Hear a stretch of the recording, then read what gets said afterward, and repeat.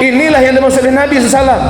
Miskin, kere, pengembala ternak, tidak beralas kaki, bertelanjang dada, tiba-tiba kaya raya dan menjadi penguasa dan raja-raja. Lalu mereka saling berlomba-lomba, berbangga-bangga membangun gedung-gedung yang tinggi, pencakar langit. Bila zaman itu sudah kalian temukan, kapan lagi kalau bukan zaman kita? Betul tidak?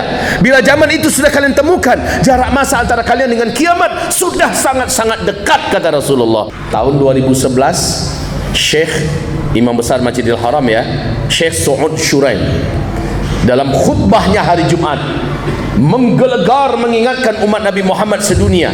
Apa kata beliau?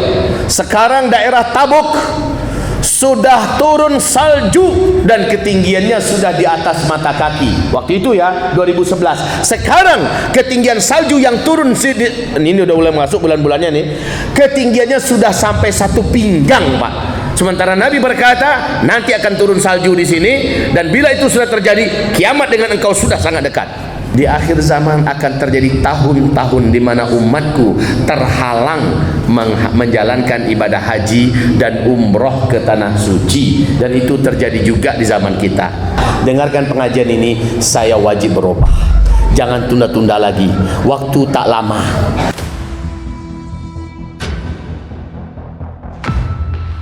Bismillahirrahmanirrahim.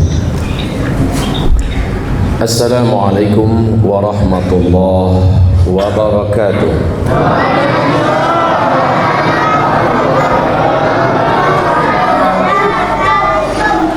Alhamdulillahi rabbil alamin, wa bihi nasta'inu ala umuri dunya wad din. Asyhadu an la ilaha illallah wahdahu la syarika lah, wa ashhadu anna sayyidana wa habibana Muhammadan abduhu wa rasuluh la nabiyya ba'dah.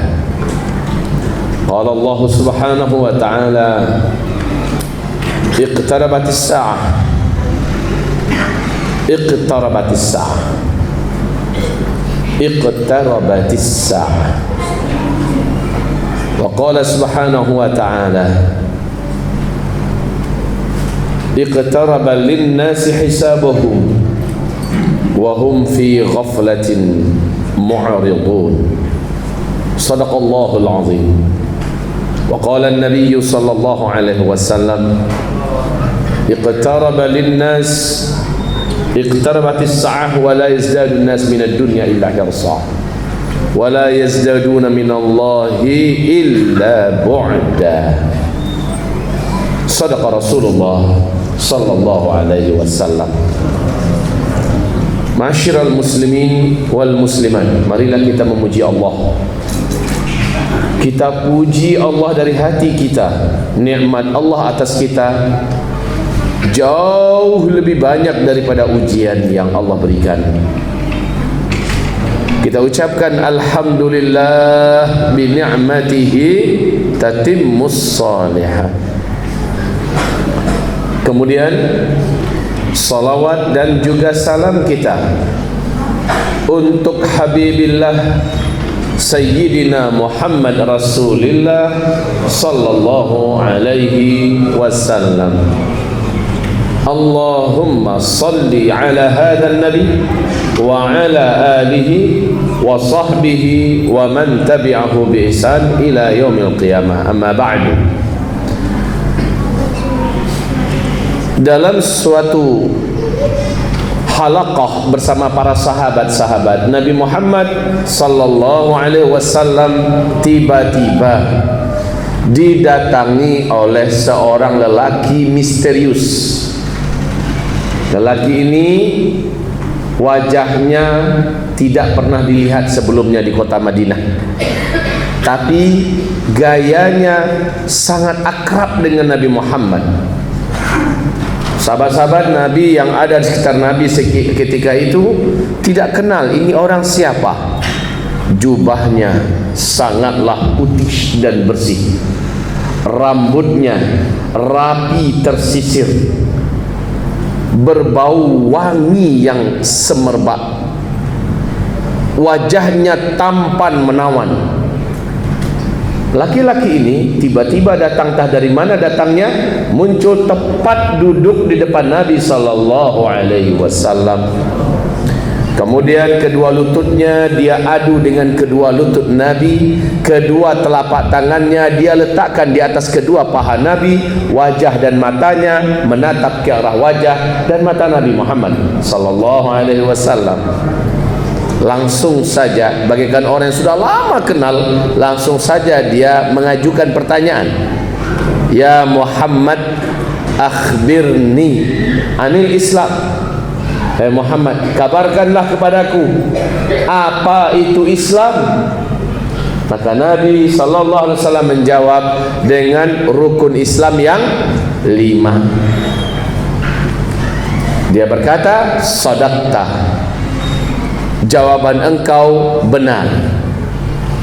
Nah, Umar yang paling dekat dengan Nabi berkata, fa'ajibna minhu, heran kami dengan orang ini. Yas'aluhu wa yusaddiquh, dia yang datang, dia yang bertanya, dijawab Nabi, dia yang membenarkan apa yang dijawab oleh Nabi. Siapa ini orang sebenarnya? Kemudian dia bertanya lagi, akhbirni anil iman, kabarkanlah kepadaku tentang iman. Apakah itu iman wahai Muhammad? Di situ Nabi menjawab dengan rukun iman yang 6. Setelah Nabi menjawab, sekali lagi dia berkata, sadaqta, jawaban yang ini juga tepat. Kemudian dia bertanya tentang satu lagi, akhbirni anil ihsan, kabarkanlah kepadaku tentang ihsan. Maka Nabi menjawab, anta abudallah ka'annaka tarah, fa in lam takun tarahu fa innahu yarak.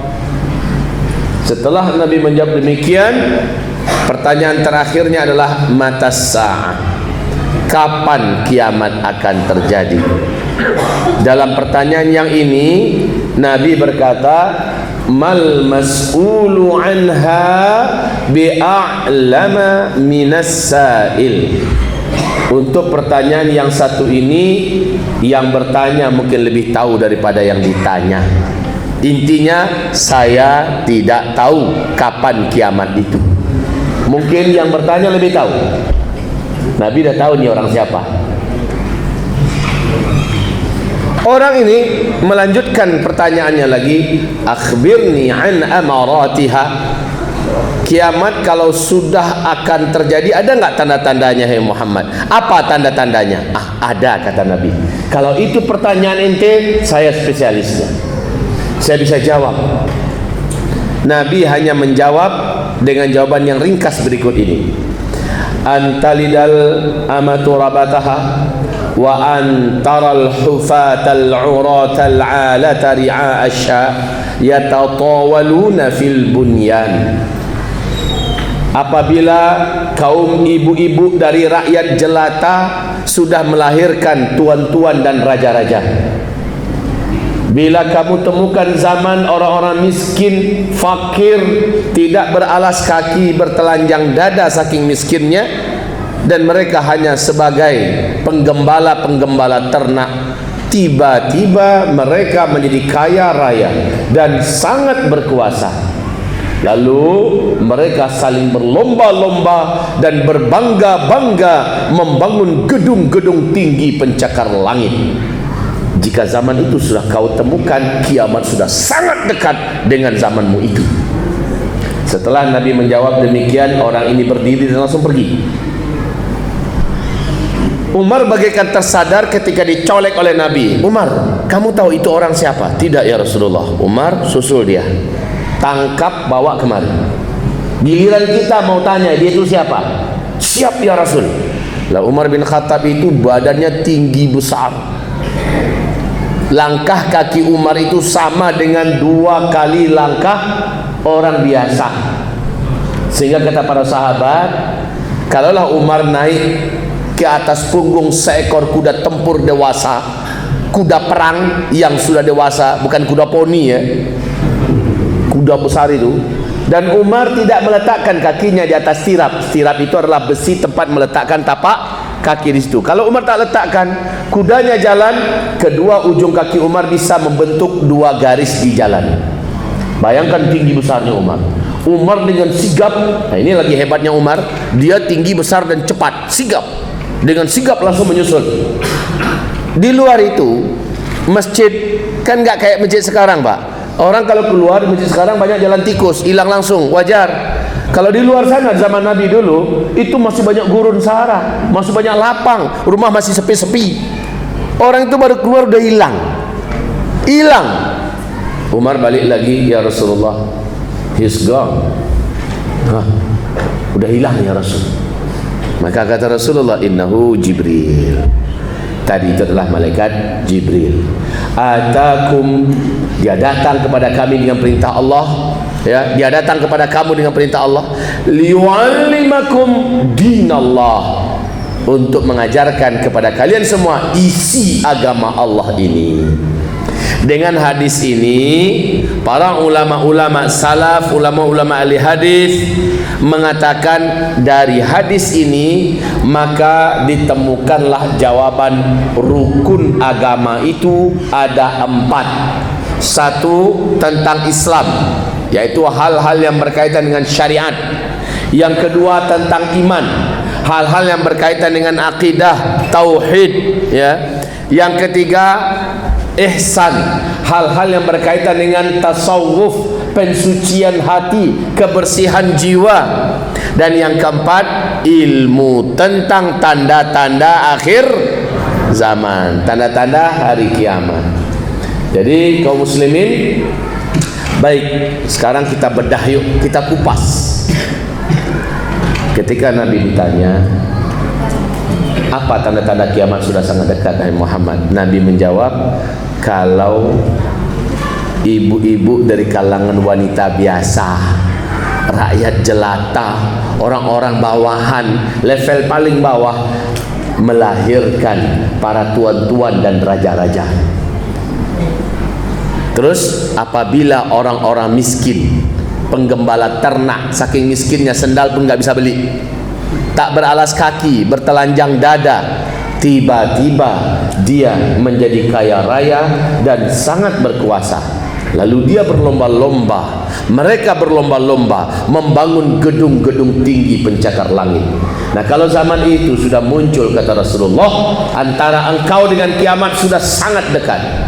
Hadis ini diriwayatkan oleh Imam Bukhari dari Abu Hurairah, diriwayatkan oleh Imam Muslim dari Umar bin Khattab. Di dalam hadis riwayat Imam Ahmad, Rasulullah ditanya oleh Abdullah bin Abbas, ya Rasul, boleh tanya apa itu?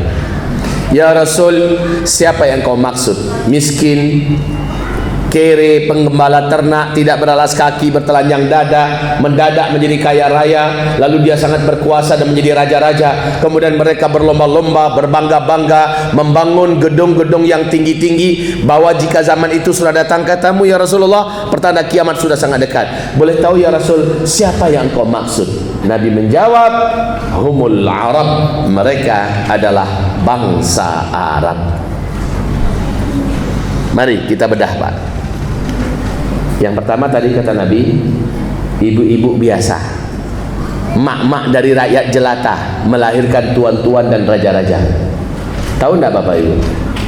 Yang dimaksud oleh Rasulullah itu adalah Arab Saudi sekarang.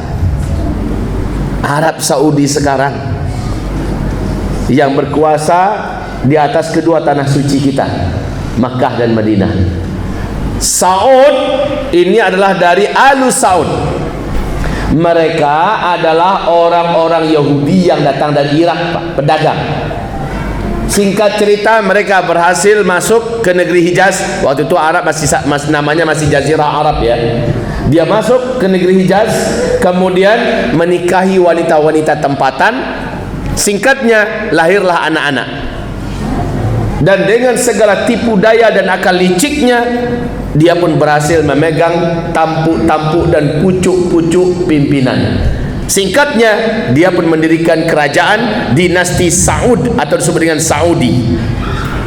Ya, padahal wanita-wanita yang mereka nikahi adalah wanita-wanita biasa, dari orang-orang kampung, orang-orang yang nggak ada sama sekali posisi.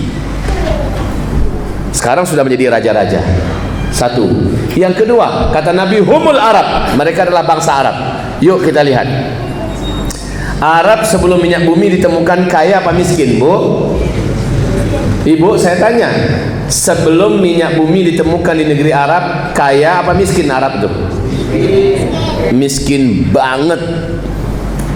Negerinya gersang, tandus, gurun Sahara, padang pasir yang luas bagaikan tak bertepi. Panasnya minta ampun ya Pak ya. Itu adalah Jazirah Arab. Dulu namanya masih satu, Jazirah Arabia. Tapi setelah minyak bumi ditemukan dari perut bumi Jazirah Arabia, Arab langsung berubah menjadi negeri terkaya di dunia atau negeri petrodolar. Betul Bapak Ibu? Dan mereka pecah menjadi 6 negara terkaya di dunia. Nomor 1 Qatar, nomor 2 Bahrain, nomor 3 Kuwait, nomor 4 Uni Emirat Arab, nomor 5 Arab Saudi, yang ke-6 Oman. Silakan lihat Bapak Ibu. Ternyata pada hari ini gedung-gedung tertinggi di dunia bukan di Tokyo, bukan di Hong Kong, bukan di Paris, bukan di London, bukan di Amerika, bukan di Sydney, bukan di Melbourne, bukan di negeri-negeri yang kita kenal selama ini dengan negeri-negeri yang hebat. Kalah mereka semua.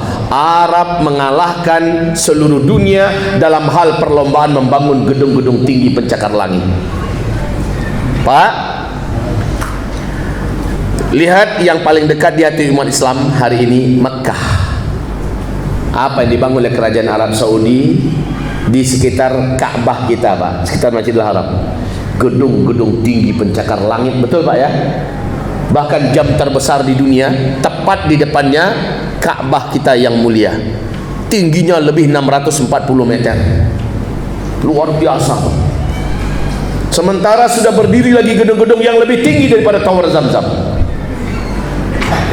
Di Madinatul Munawwarah, Masjid Nabawi yang begitu agung dan megah, indah dan berwibawa, sekarang ini sudah bagaikan tenggelam oleh hotel-hotel bintang 5 yang mengelilingi Masjid Nabawi Pak. Dan pembangunan masih terus berlanjut. Dulu pas masuk Madinah langsung nampak Masjid Nabawinya dengan menara-menaranya yang tinggi dan mewah. Tapi sekarang udah hilang Pak. Udah dikelilingi oleh gedung-gedung tinggi, hotel-hotel bintang 5, mewah-mewah. Dulu ketika Raja Abdullah masih hidup, Pangeran Salman diminta oleh Raja Abdullah jadi gubernur di ibu kota Arab Saudi itu Riyadh.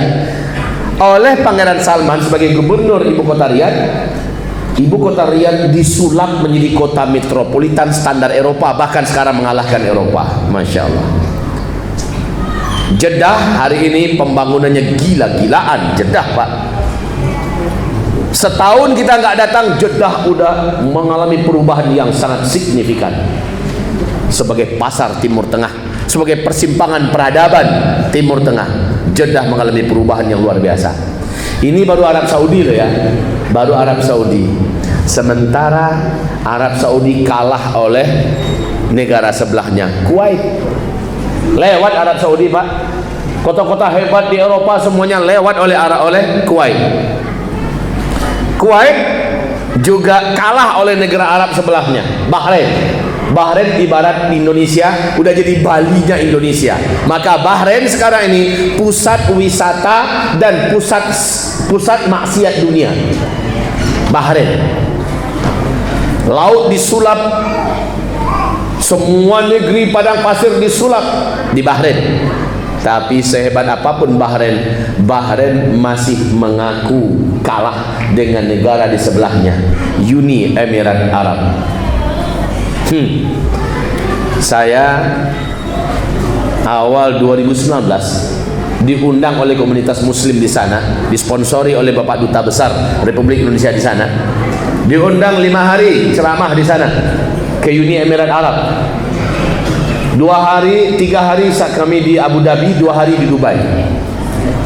Saat di Abu Dhabi, saya diajak jalan-jalan ke sebuah hotel yang hotel tersebut hotel bintang 7. Hotel bintang 7, bukan bintang 5 lagi ya. Hotel itu bak istana, dari jauh megahnya enggak ketulungan. Mewah, masuk parkirannya saja sudah pengen foto-fotonya terus, saking mewahnya Pak. Halamannya semuanya keindahnya dan bagaikan berbungkus emas seluruhnya. Masuk kami ke dalam, kami melihat tiap sebentar, kami suami istri ya mengabadikan kebersamaan kami di hotel itu. Lalu kami ditawarin untuk minum secangkir kopi spesial dari hotel tersebut. Alhamdulillahnya saya nolak Pak. Istri saya juga nggak mau. Guide yang mendampingi kami langsung bersyukur, alhamdulillah, alhamdulillah, kata guide. Kenapa Pak? Kalau Ustadz iyakan tadi, bocor kantong kami. Kenapa? Harga satu gelas kopi di hotel ini 5 juta rupiah. Kami terkejut, kenapa bisa semahal itu? Kata beliau, kopi di sini bukan sembarang kopi. Memang awalnya kopi, tapi pas di atas dikasih serbuk dari serbuk emas yang dapat larut dalam lambung. Emas dapat larut dalam lambung. Mande. Pikir hati saya, untuk apa diminum sekarang, besok keluarnya sama kuning dengan kuning yang lain, kan rugi. Untung saya tak minum kopi di sana Pak. Dan harga satu kamar di situ Bu, Ibu tahu bara harga satu kamar situ, boleh bahasa Minang, le mengerti. Alhamdulillah, harga satu kamar nginap satu malam di situ, itu yang standar menengah ke bawah ya, hanya 125 juta satu malam. Poniang kepala menengah. Wahai Bapak Ibu, di situ terdapat mesin ATM yang bisa masukkan kartu cuman warga asli Uni Emirat Arab dan orang-orang kaya dunia. Ketika kartu digesek di sana, ditekan pinnya, yang keluar bukan duit, bukan dolar, yang keluar batangan-batangan emas. 1 kilo, 2 kilo, itu yang keluar Pak. Ya Allah, saya lagi di mana ya? Kayak nggak percaya gitu Pak. Kemudian kami pun diajak keliling-keliling kota Abu Dhabi. Demi Allah sekali lagi saya katakan, nggak terasa kalau kami sedang ada di Arab, enggak. Mewahnya hidup di situ ya Allah. Mobil-mobil polisi aja Pak, sekelas Ferrari, sekelas Lamborghini. Mobil yang harganya miliaran itu jadi mobil polisi di sana. Saya nggak ngebohong loh Pak. Silakan buka YouTube, lihat bagaimana kemewahan dia di Uni Emirat Arab itu. Bahkan ada mobil yang mulai dari bodinya sampai sasisnya semuanya emas. Innalillahi wa inna ilaihi rajiun. Mainan mereka bukan kucing Pak, singa. Entah rasa di negeri entah berantah kita rasanya.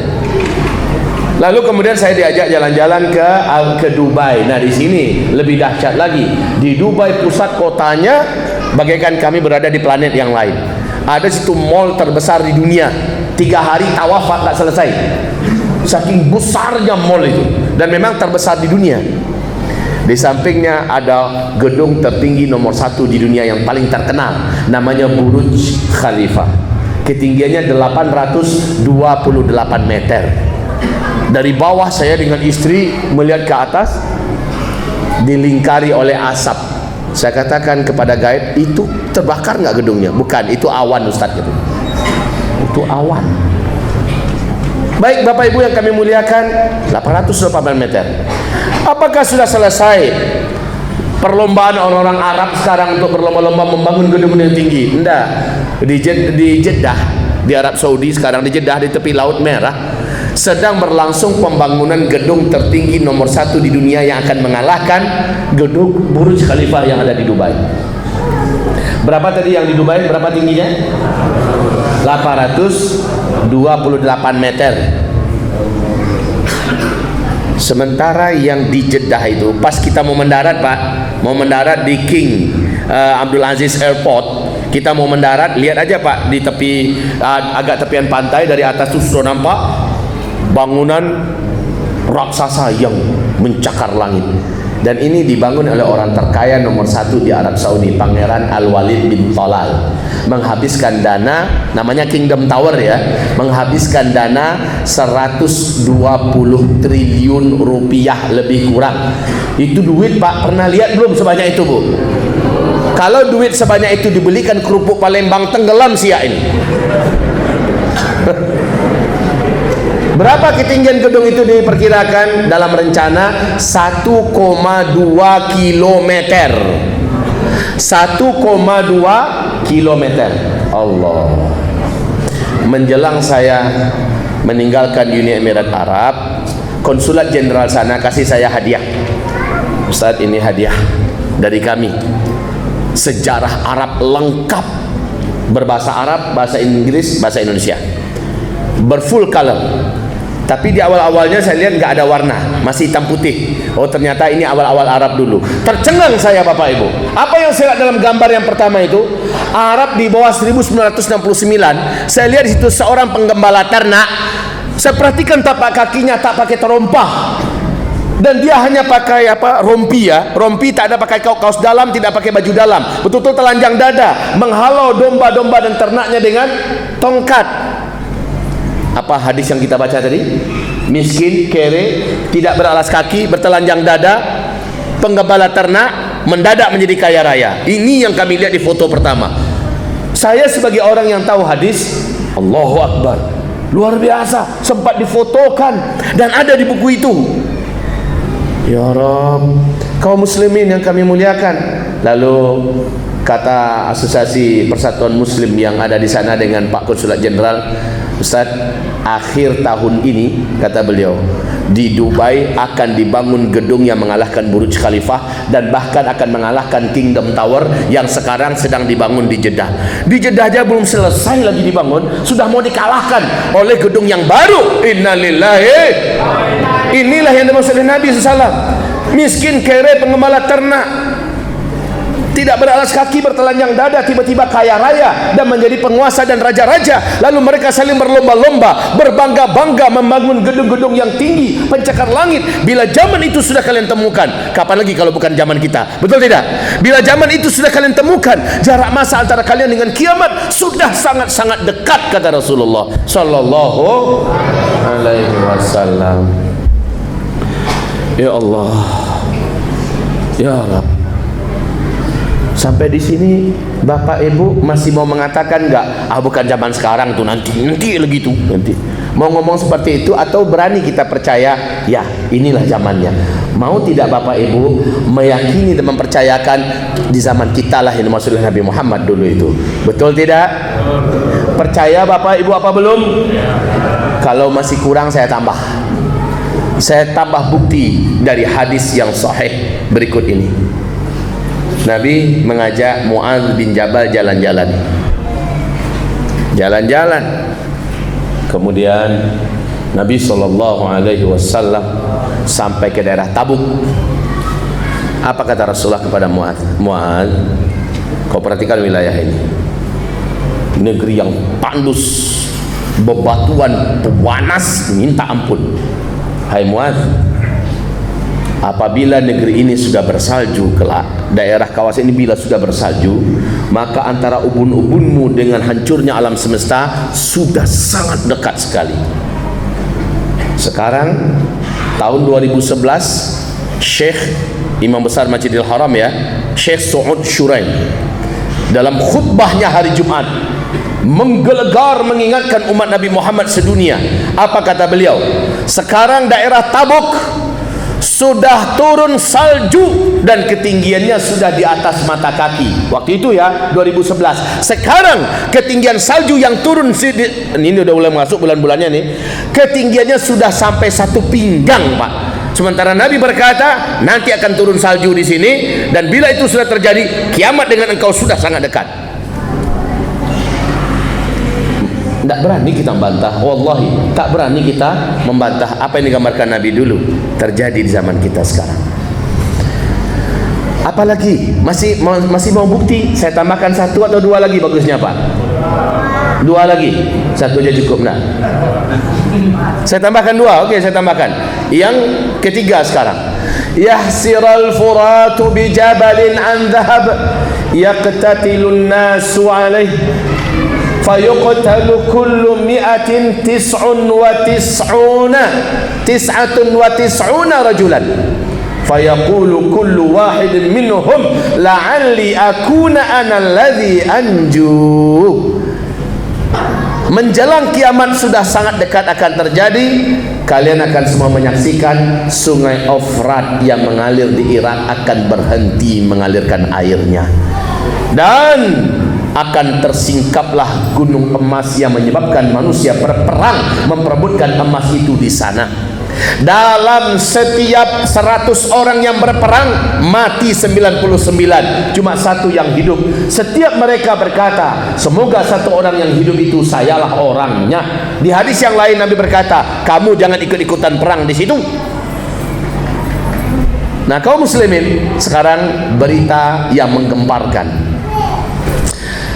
Pada bulan Februari di New York Times. Apa itu New York Times? Majalah bergengsi Amerika Serikat merilis berita resmi dari NASA bahwa timnya melakukan penelitian bahwa sungai Efrat yang mengalir di Irak sudah susut airnya. Ini 2013 ya, 2013. Maaf, 2012. Mereka boleh dibuka itu New York Times bulan Februari 2012. Mereka menyatakan bahwa sungai Efrat sudah kering airnya, sudah susut airnya 60%. Menurut para pakar dan ahli kami, kata mereka, 2013 sungai Efrat akan kering total. Benar Pak, tahun besoknya 2013 bulan Maret sungai Efrat kering total sekering-keringnya 2013. Sampai hari ini sungai Efrat di Irak sudah tidak lagi mengalirkan airnya. Sungai Efrat itu ulunya Turki, lehernya adalah Suriah, bodinya adalah Irak, ujungnya atau ekornya adalah Iran. Sekarang sudah tidak lagi mengalirkan air. Padahal sungai Efrat satu di antara sungai terbesar di Timur Tengah. Sungai Tigris, sungai Nil, dan sungai Efrat. Dan yang hebatnya, George Walker Bush, masih tak kana je beliau ke? Masih ingat dengan beliau tak? George Bush di depan Gedung Putih dia berpidato. Di YouTube masih ada pidatonya itu. Beliau mengatakan bahwa satelit kita, maksudnya satelit Amerika, telah melihat adanya potensi besar, potensi emas yang sangat besar dalam perut bumi Irak. Allahu Akbar. Mirip dengan hadis Nabi. Kering sungai Efrat, lalu ditemukanlah sungai gunung emas dalam perut bumi Irak, yang nanti akan muncul karena satu hantaman atau satu getaran yang menyebabkan dia muncul ke permukaan. Nah, Amerika mengatakan satelit kita menemukan potensi emas yang sangat besar dalam perut bumi Irak. Amerika sebagai polisi dunia katanya akan memastikan emas ini aman dari tangan-tangan para penjahat yang tidak bertanggung jawab. Tasnya penjahat. Wahai kaum muslimin, sekarang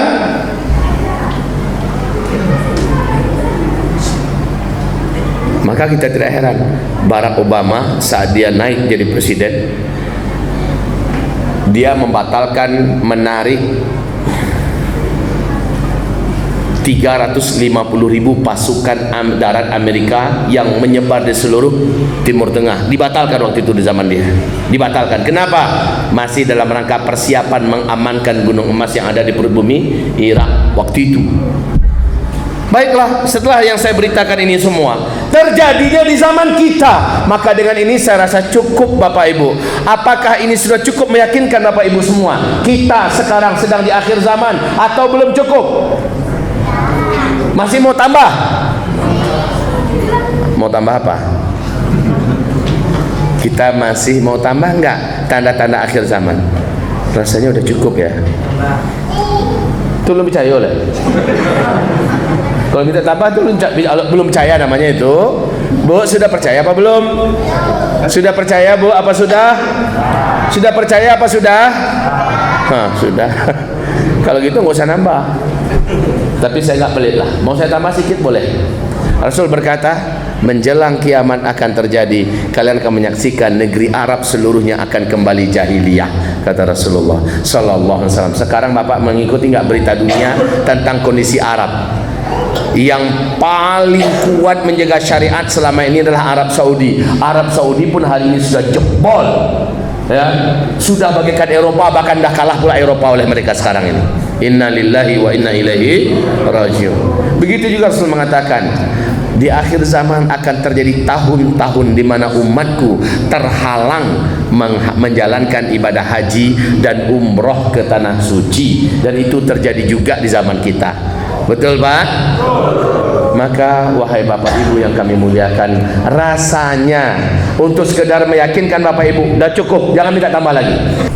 Oke, Bapak Ibu yang kami muliakan, sekarang kita buat perjanjian dulu. Nanti kalau waktu Isya masuk, kita berhenti, break azan dan sholat dulu ya. Azan dulu, selepas sholat Isya, berzikir sholat sunat, kita lanjutkan sampai selesai. Siap Pak? Siap Bu? Saya jauh-jauh loh datang ini. Istri saya dan 2 orang anak saya tinggalkan di Pekanbaru. Saya tinggalkan di Pekanbaru karena terbayang perjalanan kemari katanya lebih 2 jam dan melelahkan. Nah, jadi kalau saya jauh-jauh, maka Bapak Ibu yang dari dekat ini jangan sampai ambo kalau lewat dari jam 10 kau mau tinggal Ustaz kok. Kalau begitu pula nanti. Baik, waktu Isya sudah masuk, mari kita melaksanakan sholat Isya terlebih dahulu. Assalamualaikum warahmatullahi wabarakatuh. Bisa kita lanjut? Silakan lihat ke papan tulis. Lihat ke papan tulis kita. Tadi sembari azan saya sempatkan menulis. Rasanya ibu-ibu yang sulit melihat ya Bu ya, kejauhan. Warna spidolnya juga biru, jadi agak kurang kontras. Nampak tak Bu dari belakang? Tidak nampak dong. Pakai teropong lah. Tidak nampak, mandake lah seketek. Baik, kalau begitu andalkan penjelasan saya. Ya, diandalkan penjelasan saya. Mari perhatikan, seandainya bapak-bapak yang di sebelah sini agak kurang bisa dan pasti ya sulit bisa membaca dengan sempurna di sini, karena menonton TV itu mana pernah orang dari samping dan orang selalu dari muka. Nah, jadi silakan, ini ruangannya masih cukup lumayan banyak ya. Maka simak uraian saya dengan cepat dan singkat berikut ini. Bapak, Ibu yang kami muliakan, di situ ada tertulis start dan finish. Ya, start dan finish. Lalu 2 garis, garis pertama start, garis panjang yang kedua finish. Saya bacakan hadis riwayat Imam Ahmad. Hadis ini oleh ulama ahli hadis dunia, yaitu Syekh Ahmad Syakir, mengatakan hadis ini adalah hadis sahih. Hadis sahih. Bunyi hadis tersebut, Nabi mengatakan, sejak beliau diutus oleh Allah sebagai Nabi dan Rasul, dan itu adalah usia beliau 40 tahun ya, Allah angkat beliau menjadi Nabi dan Rasul. Nah, sejak itu umur umat Nabi Muhammad ini sampai terjadi peristiwa, lihat ini ada nomor 7, ada nomor 7 di sini. Saya buat finish. Startnya adalah Nabi diutus oleh Allah sebagai Nabi dan Rasul.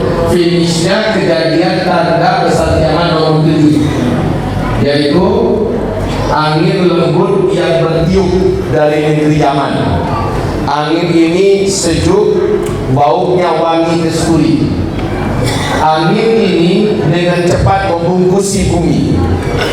Nah, kata Nabi, seluruh orang Islam yang di dalam dadanya ada iman kepada Allah, angin ini ketika sampai kepada orang itu, saat tersentuh dia oleh angin tersebut, terhirup oleh angin tersebut, saat itu di tempat itu juga dia langsung tergeletak meninggal dunia.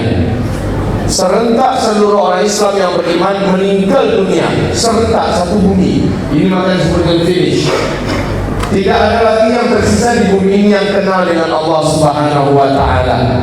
Nah, mereka lah yang nanti menyaksikan kadar satu zaman yang ke-8, ke-9 dan ke-10. Jadi Nabi bersabda, menjelang hancurnya alam semesta, terjadinya kiamat besar, terlebih dahulu muncul 10 tanda besarnya. 7-nya umat Nabi Muhammad sempat menyaksikan. Di tanda besar yang ke-7 kita habis. Kabar baiknya pasti ternyata umat Islam takkan pernah menyaksikan kiamat besar kehancuran alam semesta itu. Alhamdulillah. Ya, Bapak Ibu sekalian, hamba Allah yang kami muliakan. Namun dari start ke finish itu, Rasul berkata, kamu semua akan menjalani 5 fase sejarah. 4 fasenya kamu yang memimpin dunia. 1 fase kamu tidak memimpin dunia. Nah, mari kita perhatikan. Fase pertama, langsung nanti yang memimpin sampai 23 tahun, lalu Nabi meninggal. Kemudian langsung nyambung ke fase kedua, di mana kata Rasulullah para khalifah-khalifah lah yang melanjutkan.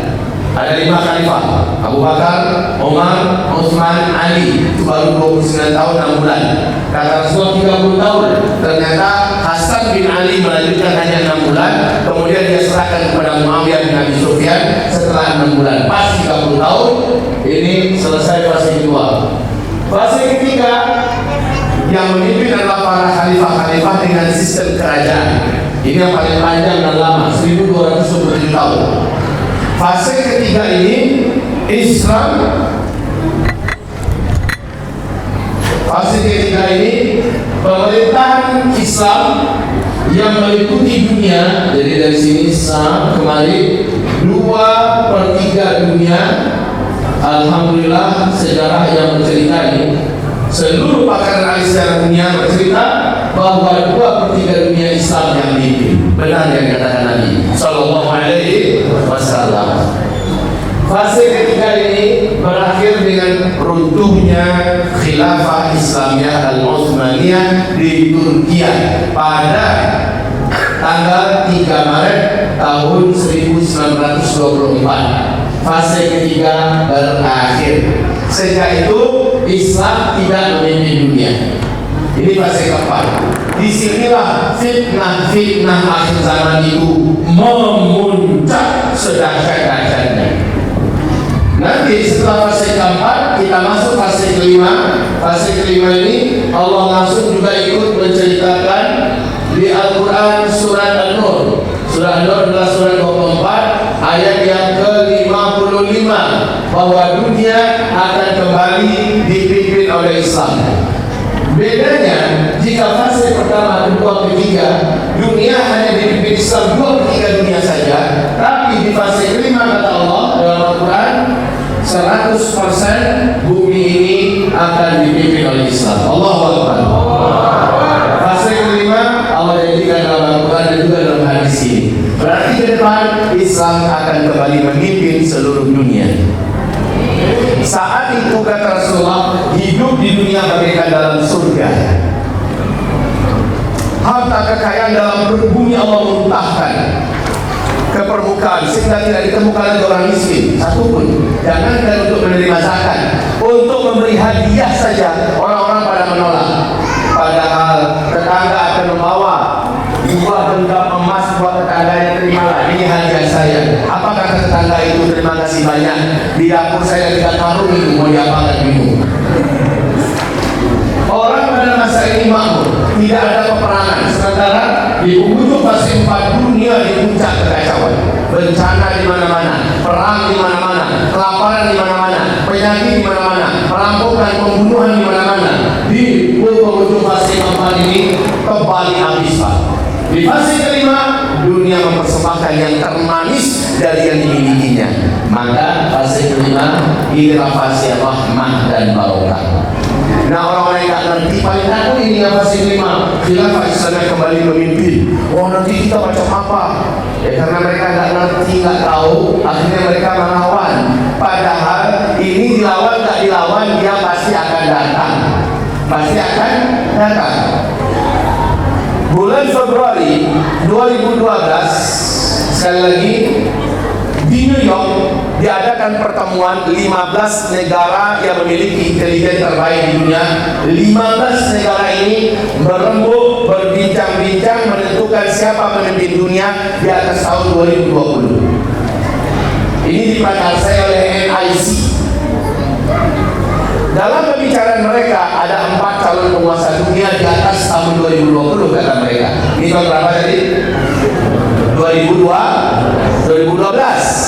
Jadi mereka berbicara 15 negara terkuat yang memiliki intelijen terbaik dunia bincang-bincang. Siapa pemimpin dunia di atas tahun 2020?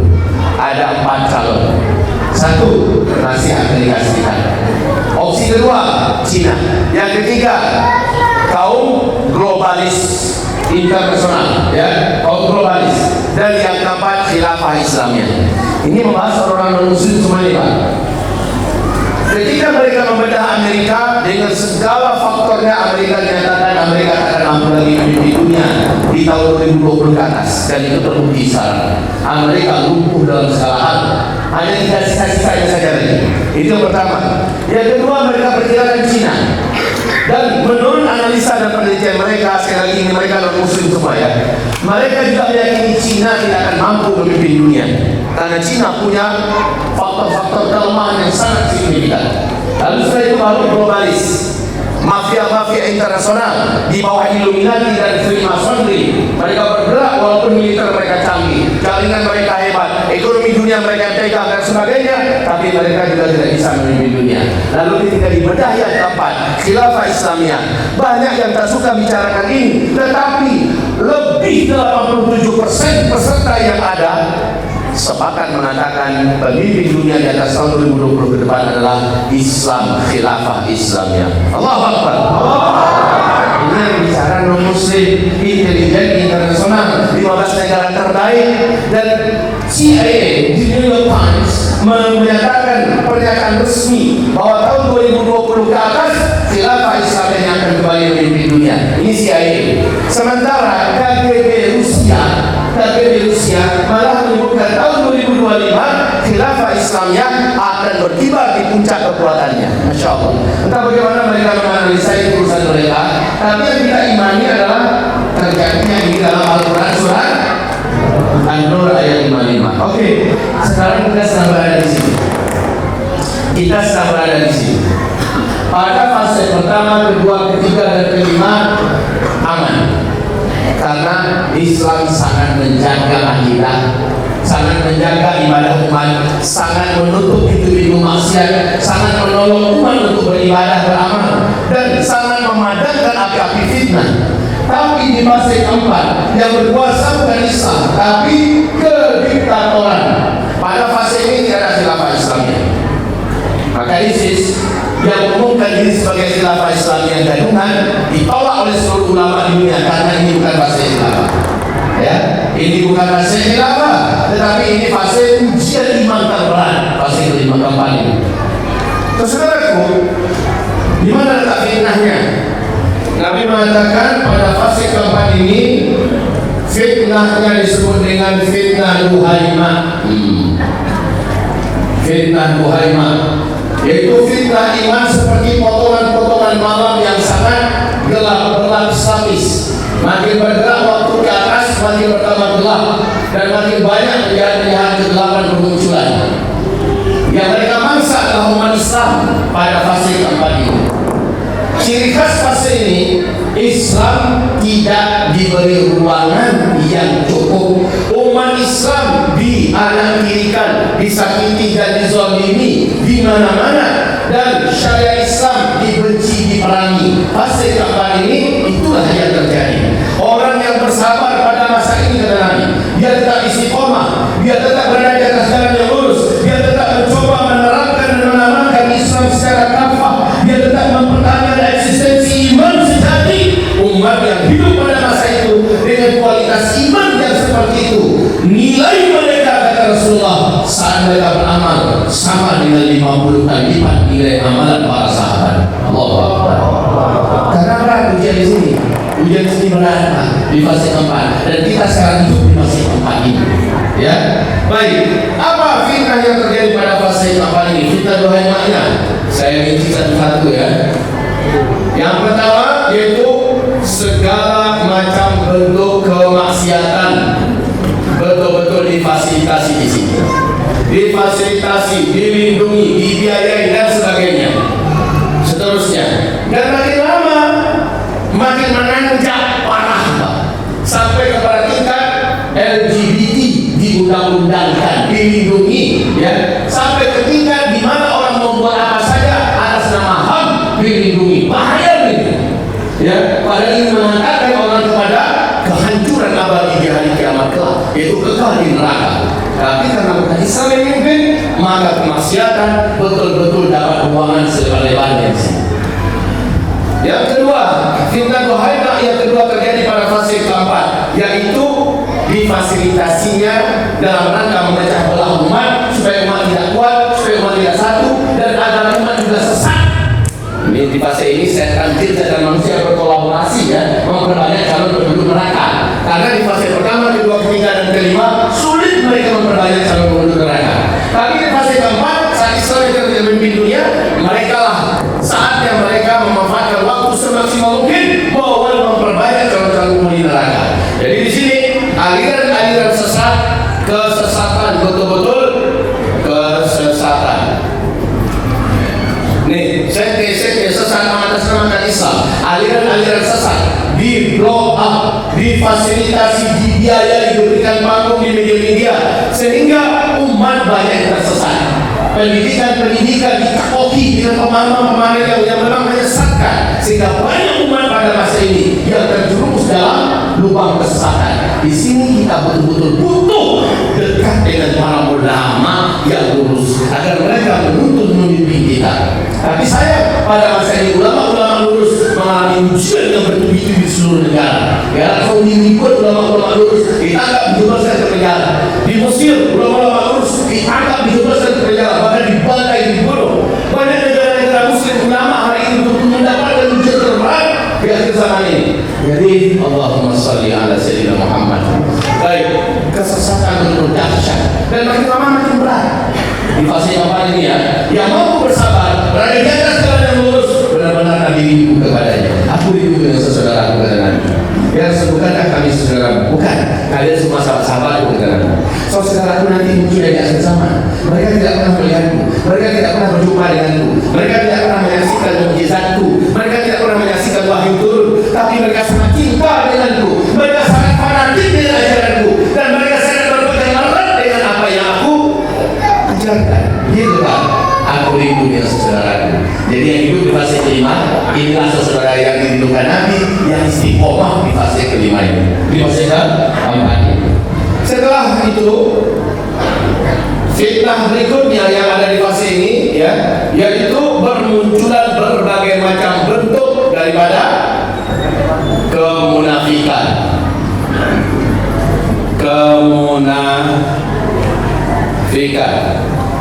Ya, orang-orang munafik dapat panggung dia pada fase bahkan dibiayai, dimodali. Mereka buat apa? Dibantu.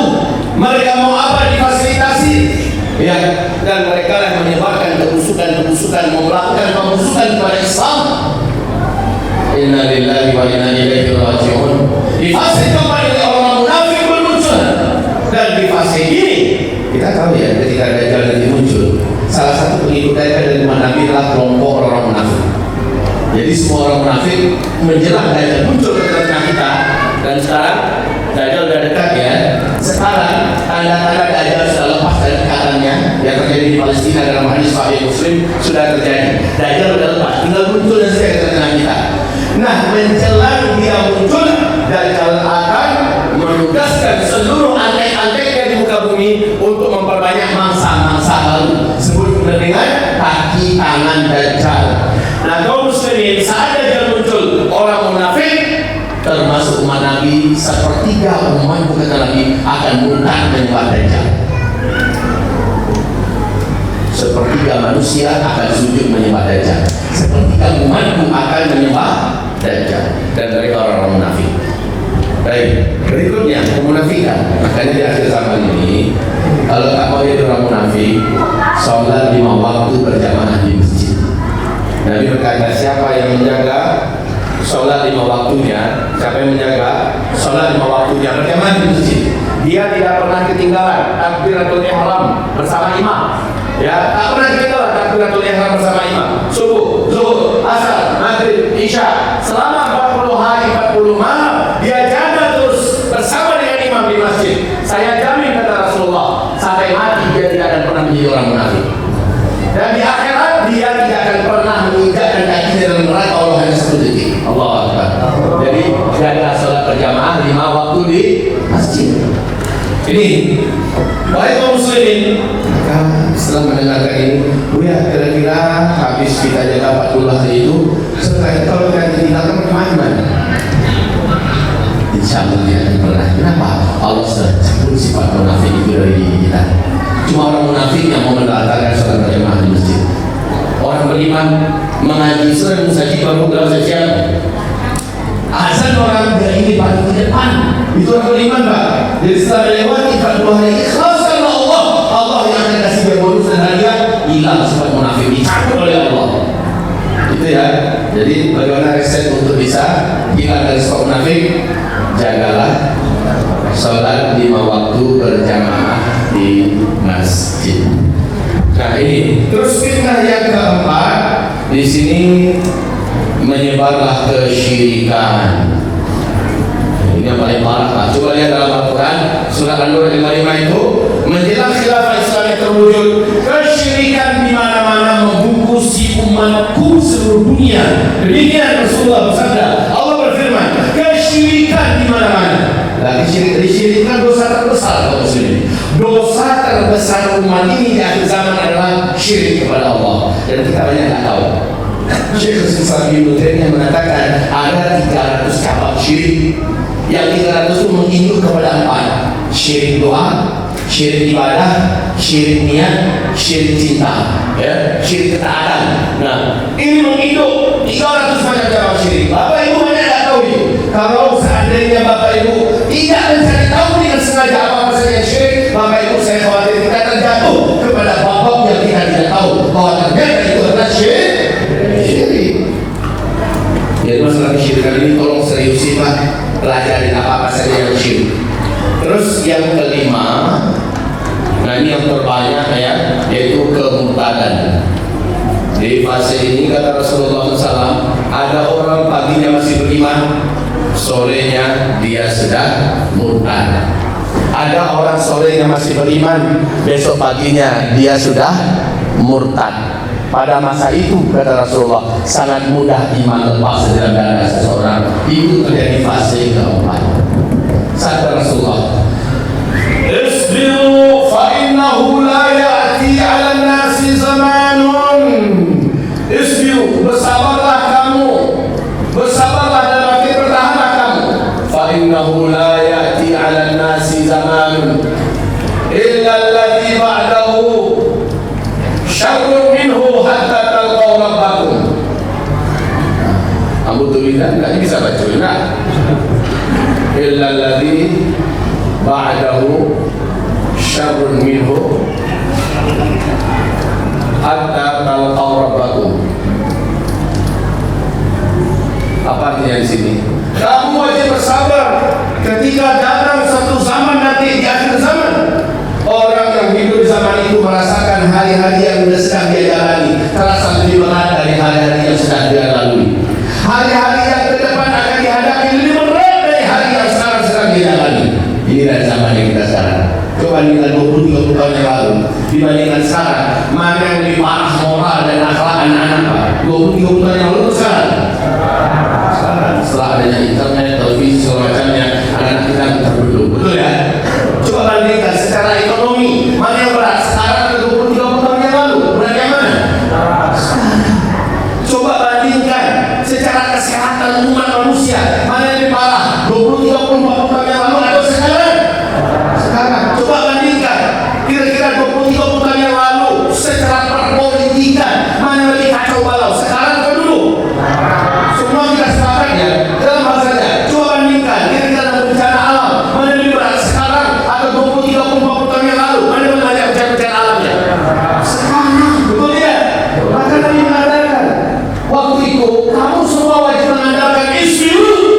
Artinya seribu tahun bertahanlah kamu, bertahan di muslim yang kafah, bertahan di muslim yang beriman dengan sebenarnya. Itu ada perintah Rasulullah agar kamu tidak terjerembab dalam maksiat, agar kamu tidak terperangkap dalam kesesatan, agar kamu tidak menjadi sosok munafik. Bertahanlah kamu menjadi muslim yang utuh itu. Dan bertahanlah kamu agar kamu tidak musyrik, bertahanlah kamu agar kamu jangan sampai murtad. Ibu, menjelang Tuhan terjadi, kita akan sangat banyak yang berpindah dari alam dunia pada alam akhirat. Karena di sini sangat banyak kejadian-kejadian di luar daripada yang kita inginkan. Peperangan, kelaparan, pembunuhan, pembantaian dan sebagainya menjelang Tuhan, dan ini banyak mematikan. Dan ini waktunya sangat dekat. Bagi saya sarankan kalau seandainya bahkan kata Rasulullah di fase kelima nanti perbandingan lelaki dengan wanita 1 berbanding 50. 1 laki-laki 50 wanita. Ini perbandingan pada fase kelima. Di fase keempat penghujung banyak laki-laki yang Allah wafatkan. Jadi kita. Kalau ibu Allah akan lebih banyak dan umurnya dibandingkan kita kan. Sana nanti ibu panjang umur dan kami dalam umur itu dan mudah-mudahan ya cepat nikah cepat dekat. Baik Bapak Ibu yang kami muliakan, jangan salah-salah pikir pula mantap saat namanya itu mengkhayal dengan dulu ya. Baik kaum muslimin yang kami muliakan, inilah dia fitnah akhir zaman di sini. Dan fitnah itu makin menanjak. Kalau iman kita lemah, ilmu kita kurang, amal soleh kita minim, maka kita tidak akan pernah selamat. Ya, kita tidak akan pernah selamat. Di fase ini banyak yang kelihatan kita berguguran. Baik kaum muslimin, berapa lamakah kira-kira di terakhir ya menutup? Berapa lamakah kira-kira dari start ke finish ini? Allah mulia. Berapa lama dari start ke finish? Ternyata Nabi juga ikut membedah masalah ini. Ya, Nabi juga ikut menyampaikan masalah ini. Nah, mari perhatikan. Ada 2 kelompok hadis. Namun hadisnya dalam 2 kelompok ini sama-sama dhaif. Hanya kelompok hadis yang kedua hasan li ghairi. Ingat, hadis itu tingkatan tingginya mutawatir. Di bawah mutawatir adalah hadis ahad. Hadis ahad itu 3 tingkatannya: hadis sahih, hadis hasan, hadis dhaif. Di 2 itu baru hadis yang wajib ditolak, yaitu hadis palsu, hadis maudu. Kalau hadis dhaif berarti masih berkata Nabi Sallallahu Alaihi Wasallam. Hanya saja kita tidak wajib untuk menjadikannya sebagai akidah. Jangan jadikan sebagai akidah. Jangan jadikan sebagai landasan dalil dan hujah. Tak boleh. Tapi boleh sekedar untuk diketahui. Karena itu masih berkata Nabi Sallallahu Alaihi Wasallam. Namun bila hadis dhaif terjadi suatu hari kelak, kita wajib meyakini. Kita wajib menegakkan hadis ini naik masuk ke sahih karena dia terjadi. Gitu ya. Nah dalam hal ini Rasulullah berkata, umur umatku, maksudnya dari start ke finish ini, umur umatku adalah umur umat Yahudi dikurangi dengan umur umat Nasrani. Dalam sejarah umat Yahudi itu 2000 tahun, Nasrani 600. 2000 kurang 600 jadi berapa? Jadi 1400. Ini umur umat Nabi, hitungannya cuma hijriah pastinya ya, oleh Rasulullah SAW. Iya, berarti itu kebablasan. Dulu kan harus satu kelompok. Kelompok yang berikutnya kata Rasulullah, umur umatku di sisi Allah, maksudnya dari startnya, dari Allah mengutus beliau sebagai Nabi dan Rasul sampai finish. Umur umatku di sisi Allah sebenarnya hanya 1 hari saja. Lalu Allah menambahkan umur umatku setengah hari lagi. Jadi berapa? 1,5 hari. 1 hari di sisi Allah. Berapa lama kita menghitungnya di dunia? 1000 tahun. Dalilnya sudah As-Sajdah ayat 5.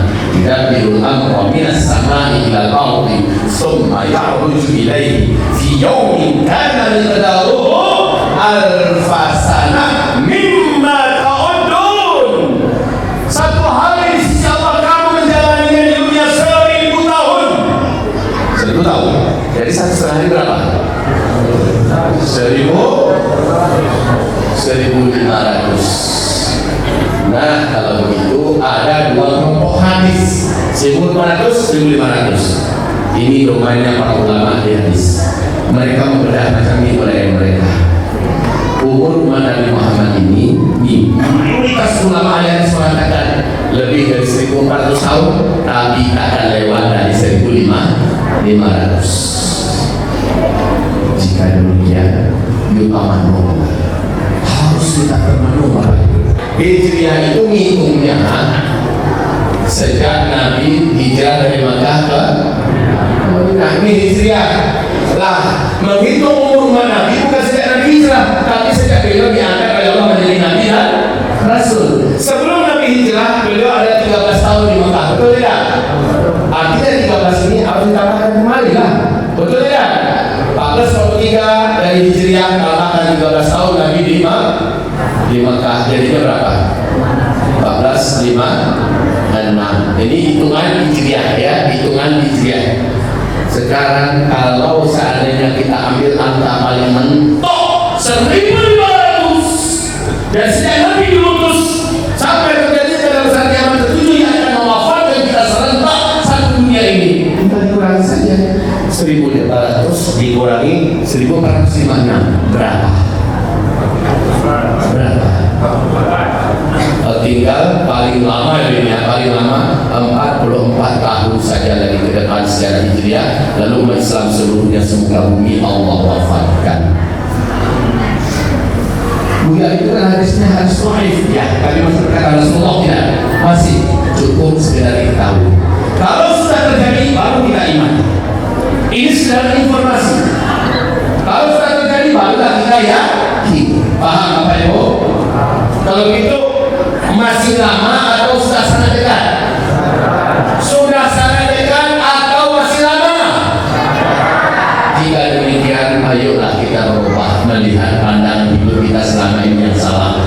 Kita anggap dunia ini masih 5 tahun yang akan datang. Innalillahi. Kita masih bernafsu mencari dunia bagaikan untuk 7 turunan. La haula wala quwwata illa billah. Kita sikut kanan sikut kiri, kita injak syariat Allah. Kita tak peduli hal haram. Padahal yang kita cari dan kita kumpulkan sebentar lagi akan dilenyapkan oleh Allah bersama dengan umurnya yang tak lama lagi. Bapak Ibu, makin ujung ini makin soleh kita, makin taatlah kita. Oke, Pak teman nomor itu. Ayah dulu nasi sudah enak. Saya sampaikan pada Bapak Ibu ya, bahwa tujuan pengajian ini bukan membuat hilang semangat hidup Bapak Ibu. Bis dengar pengajian kau lalayu saya bahunya lah jatuh pergi kalau pulang ke rumah, langkahnya lah masih serak saya pulang ke rumah dia ada bamu ke diko layuhnya badan udah ada kiamai. Jangan seperti itu. Habis pengajian ini bukan itu kesimpulan kita. Kesimpulan kita, dengarkan pengajian ini, saya wajib berubah. Jangan tunda-tunda lagi. Waktu tak lama. Saya wajib lebih soleh dari sebelumnya. Saya wajib lebih taat dari sebelumnya. Saya wajib hijrah, jangan tunda-tunda. Saya harus segera taubat. Saya harus berubah dari perangai salah kepada perangai soleh. Begitu kesimpulan kita setelah dengar pengajian ini. Seperti kata Nabi Sallallahu Alaihi Wasallam, dan ini final daripada penyampaian kita. Apa kata Nabi?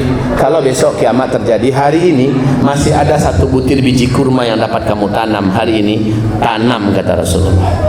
Tanam. Padahal Nabi kan tahu biji kurma kalau ditanam 4-5 tahun yang akan datang baru mulai berbuah. Padahal besok dah mau kiamat, tapi Nabi masih nyuruh tanam. Apa itu maksudnya? Apapun hal yang positif, berguna, bermanfaat buat agama, buat dunia, walaupun 10, 20, 30 tahun yang akan datang baru mulai dinikmati buahnya, hasilnya, sekarang bisa dibuat. buat sekarang. Masalah dia jadi nggak jadi bukan urusan kita. Kan begitu Pak ya. Itu maknanya apa? Nabi tetap menumbuhkan optimisme dengan kehidupan, menghargai hidup. Begitu. Yang punya jabatan, manfaatkan jabatannya. Jangan sampai pulang dari sini buat surat resign. Mengingat, menimbang, udah mau kiamat, saya mengundurkan diri, mau fokus ibadah. Jangan seperti itu. Bukan begitu, tapi jadikan jabatannya sebagai sarana untuk mendekatkan diri kepada Allah Subhanahu wa taala. Yang punya fulus, setelah pulang dari sini, jangan berpikir ambo tutup silakan dari mulai. Nggak usah mau batar anak, nggak usah mau bakabul le basah sawit, nggak usah le. Ambo fokus jadi garin saji se. Salah itu. Tapi yang benar adalah tanam terus sawitnya. Terus kembangkan usahanya, ya Allah, kayakan hamba. Dengan kekayaan ini hamba akan tolong agamamu. Hamba akan bangun pesantren, hamba akan bangun pondok, hamba akan bangun masjid, hamba akan tolong agamamu, ya Allah. Begitu Pak. Ya, nggak boleh jadi orang miskin. Tapi jangan halalkan segala cara. Jangan tambah hutang nggak bang lagi. Stop dengan cara-cara yang benar. Gitu. Jadi Bapak jangan sampai ambil kesimpulan anak-anak kelas 3 SMA-nya ya dipaci bahunya oleh terang ada yang ceramah tadi. Lai Pak, lah ada kek kami kan? Yo, tu Pak, kau kuliah juga. Enggak Pak, baru nak sentiong. Enggak usah lah kuliah le. Salah. Bukan begitu kesimpulan kita Pak ya. Itu kesimpulan yang salah. Harusnya anak kita tap. Sekarang kamu mau kuliah, ayah sarankan kamu fokus ke agama. Jadilah kamu ulama masa depan. Begitu Pak. Yang suami ketemu sama istrinya, Dek, karena kiamat sudah dekat. Terus gimana Bang? Nggak usah kita tambah anak, cukup ya Dek. Tambah taruh, tapi niatkan kok lah iya nak wak ke depan menjadi ulama dia. Ya, menjadi tokoh umat, menjadi pemimpin. Itu niatkan. Tambah terus anak, cetak banyak-banyak. Yang bujangan, bujang iun, bujang niat. Setelah dengarkan ceramah ini semangat. Kalau niat nikahnya tahun depan, percepat. Bulan depan. Udah dekat nih. Harusnya begitu. Ya, Bu, jangan salah-salah Pak. Kita harus buat mindset kita optimis dengan hidup. Buat hidup ini berarti walaupun sisa-sisa umur terakhir dari yang kita punya. Setuju? Sepakat? Jangan ambil kesimpulan yang salah. Baiklah, hamba-hamba Allah kami muliakan. Demikian saja.